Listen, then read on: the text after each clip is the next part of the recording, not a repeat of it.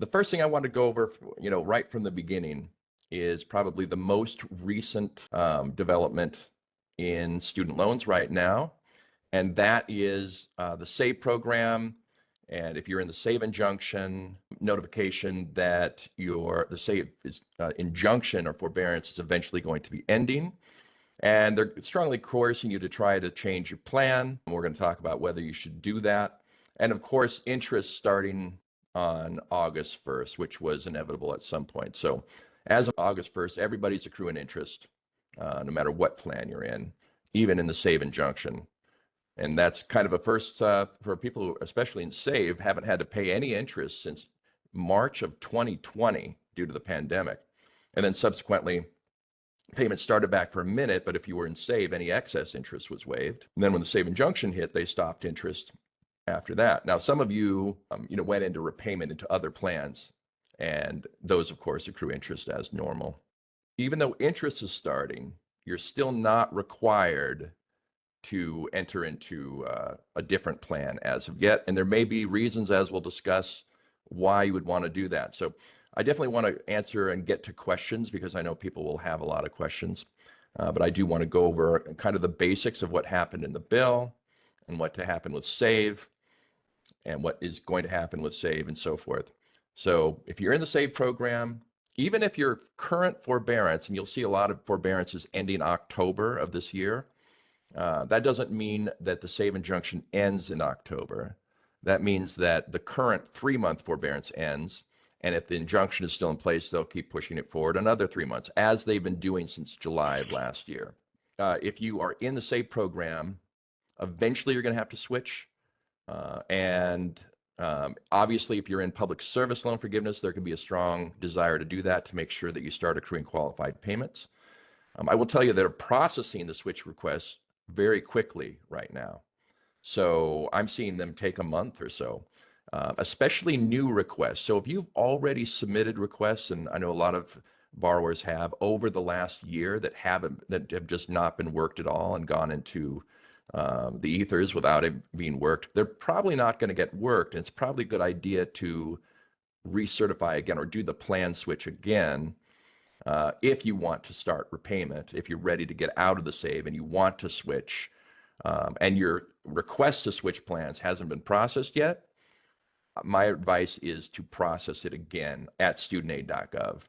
Because for those who do, it's getting done in like a month or two, maybe sometimes quicker, despite of the backlog that you might hear of. So what I'm seeing from my point of view, and especially after the bill was passed, they've really ramped up the processing of the income-driven plans. So if you've been sitting there for months and trying to switch and haven't been able to, do another application. You'll probably find that it goes through. With the SAVE program, again, you can stay in there for as long as you want. So the question that I often get is, how long is the SAVE program going to last? With the SAVE injunction, excuse me, how long is that going to last? The SAVE forbearance. And the best answer I can give you is between 3 months and 3 years. So they're not even going to start to actually phase out the SAVE program per the bill, the new big beautiful bill, until 2026, July of 2026. However, and it could be phased out as late as July of 2028, according to the bill. It's very unlikely it'll take that long. Additionally, if the courts decide that that whole plan, the whole ICR statute is unconstitutional, then they're going to force everybody to switch out of any plan that's not the income-based repayment plan pretty quickly. So that could happen. I doubt it'll be as soon as 3 months, but it could happen by the end of this year. Probably it'll take a little bit longer for that, but it could certainly happen before the federal student aid decides to kick you out of the SAVE plan after July of 26. The best answer I can give you is that nobody has any idea how long that's going to take. But if you want to stay in it, you can certainly stay in it and ride out the SAVE forbearance for as long as you want until they require you to switch, at which point then you're going to want to switch. Because if you don't do it proactively, they may choose your plan for you eventually. So at some point, you're going to want to switch. But right now, you don't have to. All right, so I want to talk a little bit about the big, beautiful plan. what's changed, what's the same, and the basics of what you need to know. So first of all, for the most part, grandfathering still upheld against uh, the big beautiful bill, and most of what has been grandfathered in and Congress approved remained that way, including public service loan forgiveness, the new and old IBR plans, which were Congress approved. Of course, SAVE, Pay As You Earn, and ICR will eventually go away. But those programs, especially SAVE and Pay As You Earn, were part of an executive action, so they were more fragile and more susceptible to being canceled. So I think we expected that to happen really in the last year. That was the anticipation. PSLF is still intact, the same way it was. And you can still, and it's actually getting processed. I am having clients forgiven as recent as last week, and employment certifications are processing as fast as ever. It's just the income-driven plans, that especially for people who are stuck in SAVE until now, that's been the problem. But now that they're processing the switch requests, it's very real. You can get out of SAVE and get into a plan that creates real qualifying payments. So far, the buyback program for PSLF still exists, and you can still apply for buyback and still qualify for it. However, they're not processing it. They haven't done so since January.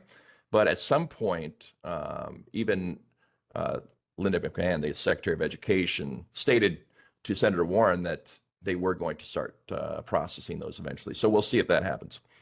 And that's the same thing also with income-driven or income-based repayment forgiveness. So if you're in SAVE or Pay As You Earn, then it's going to be more difficult to actually get forgiveness executed. So you might even be at 300 or 240 qualified payments and meet the total. But until you're in IBR, they're not processing the forgivenesses right now. So you can switch to IBR just so that you can be kind of get in the queue for forgiveness if you want. That might help doing that. Well, and then of course, with the married filing separately, that's still available. So you can file your taxes separately and exclude your spouse's income in all of the plans, including the new Republican plan, which is the RAP plan, which doesn't go into effect until July of next year. And residents for physicians still qualify for PSLF. Forbearance and deferment are the same for existing borrowers. So if you already have loans and you're already in debt, all the forbearance and deferment rules are still intact. Borrowers doing the senior strategy, you know who you guys are, my older folks who are in the senior strategy. Everything is still a go for there. We can still execute that with a few minor changes that we may have to make along the way. But ultimately, it's still the same process exists there. For those of you who aren't in the senior strategy, you might not be aware of it, but that program you don't have to worry about if you haven't heard that term. Maybe you'll have to worry about it someday, but not right now. Okay, and before I go any further, because we're talking a lot about how this bill affected income-driven plans and forgiveness plans specifically. So the IDR plans, the new RAP plan, Pay As You Earn, SAVE. So I want to just go over again, and I'm sure I've done this for you all before, but it's very confusing. So just to explain the terminology when you hear these different acronyms and whatnot. Whenever you hear the term income-driven repayment plan, that refers to all now 7 income-driven plans, which include the income contingent repayment, or ICR, the new and old version of income-based repayment, IBR, Pay As You Earn, revised Pay As You Earn, which turned into SAVE, and now the new RAP program, which starts in July of next year that the Republicans introduced.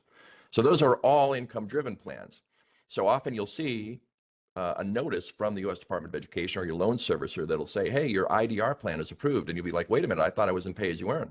You are. Pay As You Earn is one of the IDR plans, as are all those other iterations, RAP, SAVE, Repay, income-based, income contingent repayment. Those are IDR plans. So understanding that will help everything make a little bit more sense for you if you don't already. And the income-driven repayment plans, income contingent, SAVE, Pay As You Earn. Again, we don't know exactly when those end, but they are going to end anytime in the next 3 years. Could be any day now. And with this administration, it's hard to guess when anything will happen. There's a lot of surprises. So a lot of people have been wondering whether they should stay in SAVE or not? Should they stay and ride it out, or should they, you know, switch right away? And the answer for everybody is different. There are a lot of reasons to stay and save. So number one, can you afford the larger payment? Are you ready for it? Because you may have not had to recertify for the last 5 years. So you want to make sure that you can afford that payment before you go into, because you'll have to use more recent proof of income to switch to it. Are you pursuing PSLF? A lot of people have the attitude where they'll pay whatever it takes. Just they want to get into the plan and so they can get forgiven, so they can either change careers or just not have to worry about their student loans. So most clients, most of my borrowers in PSLF really have been wanting and itching to change for a long time, despite the higher payments, if they can afford it. Obviously, if you can't, then then you have to do what you got to do and maybe stay in it for a while until you can, or at least give you time to prepare for the payments increasing. Another reason to stay and save would be the potential that, or here's a great example. Let's say you filed jointly last year. So normally back in the day, or normally filing separately would have been the right thing for you to do, so that you can exclude your spouse's income, right? However, because you haven't had to recertify in so long, you've been filing jointly to save money with the IRS, and then you went ahead and did it in 24, filed or jointly, and now payments are coming due. Well, you may want to wait and stretch it out until next year so you can file separately on your taxes next tax season and then switch into the plan. I think that's going to be very likely possible that you can do that. And that way you can exclude your spouse's income if that's the best option for you. So that's a great example of a reason to stay in the SAVE forbearance. Yes, interest is accruing, but that's going to be happening anyways. And if you're in a forgiveness program, that interest is just going to add on to the back, on top of the amount that's forgiven. It's not going to change your cumulative payment costs along the way. And for PSLF, of course, it's tax-free, so you don't have to worry about it. So don't worry about the interest too much if you're in an income-driven or a forgiveness plan. Again, if you're in an income-driven plan, it does raise your balance. It could theoretically create a greater tax consequence at the end, so you do have to consider that as an idea as well. For the income-driven plan changes that are some things you got to keep an eye on. If you're in old or newer IBR, your path forward is pretty straightforward. Stay in it. Stay where you're at. If you're in pay-as-you-earn, that again may stick around for 3 months or 3 years. It'll be a lower payment for you than anything else if your original loans were taken out before July 1st, 2014. If your loans are newer, in other words, your first loans were taken out after July 1st of 2014, then the new IBR plan is the same payment as pay-as-you-earn based on the same income.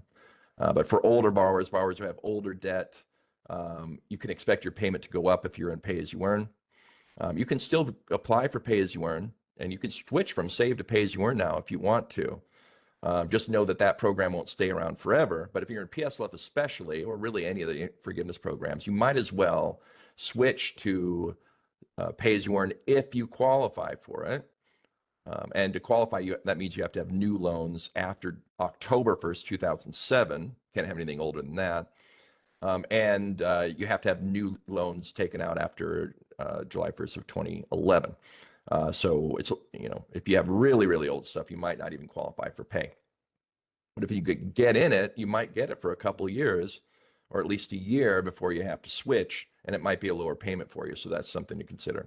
The one thing also too I want to mention about this bill is that it doesn't touch, and this is what we were expecting to happen, is that your any forgiveness benefits you already received, any qualified payments you've received as a part of the IDR one-time account adjustment, any subsidy you've received is likely going to remain. You're not going to be retroactively charged for that. So you're going to keep what you've already received in benefits to this point. And that includes your qualified payments. So even though the IDR tracker disappeared and PSLF is still available, you'll eventually be able to see your qualified payment total again. RAP program, the new program, doesn't come around until next year, around July of 26. So that's not even going to be an option to switch to that. So right now, you're going to want to switch to pay-as-you-earn, if anything, which will be a lower payment than what RAP would be for about anybody. One thing I want to mention about people in some sort of standard plan, it's going to be probably a very small majority for you. But for borrowers who are in a standard repayment, paying back the loan in a general way, that is going to be kind of could be shocking at this point because you could go back and do they're going to re-amortize those schedules as if you've been in repayment. So in other words, if you have a 10-year loan term and you were in forbearance for 5 years for whatever reason, your standard payment is going to be something in the neighborhood of almost twice what it was. In other words, they're going to make you pay the loan off in 5 years as if to make up for those 5 years in forbearance, basically, which is just incredibly strict. Again, if you're in an income-driven plan or public service loan forgiveness or what have you, you don't have to worry about re-amortization. You might see it though and be surprised. And when you get that notice that says, "Hey, your plan has been approved for 12 months. If you don't recertify, your payment goes up to XYZ." That amount might be gigantic because it might be re-amortized based on a schedule that'll make you pay it off 10 years from prior to the pandemic instead of after. So it could raise your payment pretty significantly. There are options for those people if that happens. And again, it would be a good idea. That would be a good idea to schedule a call. Consolidation is one trick.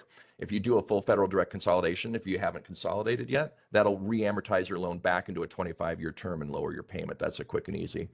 You could also call your loan servicer and change from the 10-year standard to the extended standard. And depending on your loan balance, that will that'll lower your payment and push out your amortization schedule a little bit longer, make it a longer term. So those are some brief ways to adjust your payment if it gets too high as a result of that. But there's probably not too many of you guys that are doing that. So I just wanted to make you aware of it in case you see it. The extended and graduate plans and all those plans still exist for existing borrower. And eventually you'll be prompted to change. And when you are, you want to make sure that you do change at that time. When push comes to shove, and you're going to have to change, you want to do it manually so that they don't choose they don't choose the plan for you.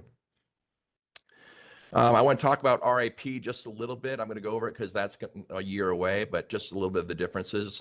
That program isn't the worst program in the world, especially compared to the fact that all the good plans are being taken away. There's one thing you might hear, and I would say, if you RAP, then you can't go back. In other words, if you go into the RAP program, then you can't go back to IBR. There's some disagreement on that. Some have interpreted the new bill to state, well, you can go back, you just don't get your qualified payment total. Your payments don't go with it if you go back to IBR. And then there's an interpretation that says that you can't go back at all. So either way, why would you want to? If you do go to RAP, you're probably going to stay there and be stuck in it. And there's going to be very little reason. There is a loophole there that affects a very small subset of borrowers where that could benefit them. Basically, again, the desire to make the loan completely outlive you with the low income and prevent taxable forgiveness. You could switch to RAP and back to IBR if they let you do that. And that would essentially start you over. And you'd have to do another 30 years from whenever you did that, or 25 years in IBR. And then you would get forgiven. And you might be 130 when that happens. So, but that would only work for people with extremely low incomes. But that's something that hopefully nobody has to think about. The RAP program does have a small subsidy, but it's not as good in most cases. I mean, it does waive unpaid interest in a lot of ways. It prevents the balance from growing. And they do even give it a little small credit towards principal of $50, up to $50 if your payment doesn't cover all of your interest in some circumstances, but relatively limited.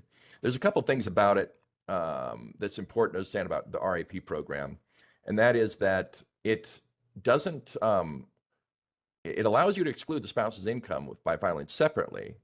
The RAP does that as well, but it doesn't count family size the same way. So if you ever talked to me before, you probably heard me tell you, listen, how many people in your household, and not just dependents, you can count unborn children. You can count anybody who lives with you you account for greater than 50% of the cost of living. So even if your best friend's in the basement not paying rent, or if your grandma's in the attic or parents move in with you, you can count those people legitimately as a dependent according to the rules of the income-driven plans, the IBR program and whatnot that are in place right now. With RAP, you can't do that. You can only count the people that you claimed on your tax return. So that could dramatically change your family size and your family credit, and making RAP that much more expensive. So be aware of that. And there's no $0 payments with RAP. So you're going to have, no matter how, even if you're unemployed, you're still going to be required to pay $10 a month in that program. And just kind of give an idea, RAP is going to be a higher payment than pay as you earn and new IBR. For borrowers with older IBR, RAP will be lower, especially for borrowers who have small family sizes. But because of the family credits that you get with IBR, even old IBR, if your family size gets especially above 4 or 5, will start to outperform it in a lot of circumstances. So depending on exactly how much money you make. But the RAP program is also 30 years long. So if you're not doing PSLF, there's very few circumstances in where you want to switch. I did talk to somebody the other day where the math checked out that it lowered his payment, but increased his term another 5 years, but it still saved him a little bit of money in the long run because of the subsidy. If you factored in interest or the tax costs of the forgiveness, worst case scenario. So theoretically, you could save money with RAP if you're not doing PSLF, but not in many circumstances. The other thing about RAP, and this is super important. So if you are a borrower who's married and both of you have student loan debt, both you and your spouse have student loan debt, and you're filing jointly so that you can prorate not only the income, but also the payment based on the amount of debt each other has, they're not doing that with RAP. So you can't, you have to file separately to exclude your spouse's income. If you file jointly, both of you have to include both your incomes, and it's not adjusted based on the other's debt, which is incredibly unfair. So if you both make $100,000, your payments for both of you is going to be almost $1,000 a piece for both of you. Whereas with IBR, they would prorate it based on the percentage of balance that you have, and it would only total $1,000. So it could literally double your payment if you're married and it's too expensive to file separately for various reasons. One of you has an S corp, or one of you makes a lot more money than the others, are typical examples of reasons where filing separately is cost prohibitive. You definitely want to avoid RAP if you can, because that could make it a lot more expensive for you. And this is again for borrowers who are married and both spouses have student loan debt. RAP is especially bad for that. All right, so I want to talk about parent loans for a little bit, because parent loans were crushed probably the most by this bill.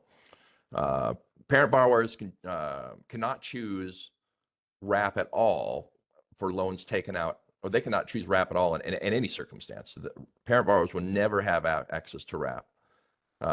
And existing parent borrowers can keep IBR. So if you're in IBR, you can stay in it. You don't have to switch to a different plan so that they switch you back to IBR. Eventually, all parent borrowers will be in IBR who are in an income-driven plan.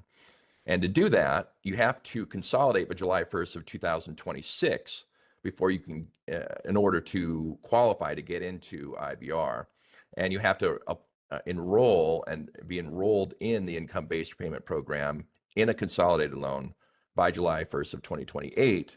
Otherwise, you won't qualify for anything. So you have to make sure that you're aware of that. Yeah, so you have to actually be in the program to keep it long-term, until, of course, the next administration comes and changes it. That's pure speculation, but I think also pretty likely. A couple other things to know: that forgiveness right now on income-based repayment plans, again, hasn't happened in a while, but it's not legally blocked on IBR, so that should be starting again. Borrower defense, if you're seeking that, borrower defense is going to be still available, but likely reduced. I don't know if you remember in 2016, during Trump's first administration, nobody was forgiven hardly at all under borrower defense. They really just basically, people had to wait until Biden took over before they started receiving forgiveness, at which point then, many people got very liberally forgiven and approved for that program. So those are the nuts and the bolts of most everything. I don't know if you guys survived this long.